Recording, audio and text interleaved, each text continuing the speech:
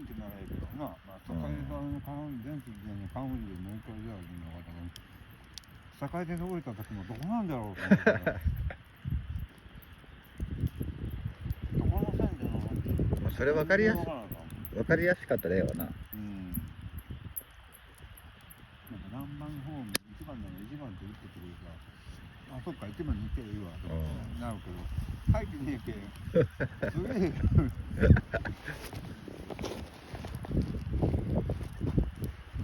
あれは全然わからん。どこなんだろう。2本か3本。風で止めところで、どこなんだってなるだけな。しかも風で止めとんのにそれを言わんってのもすげえよ。衝撃でした。何の保証も何もねえよな、あんな。ねえねえ、あれだって初めに契約がなってるけん乗った時点でね。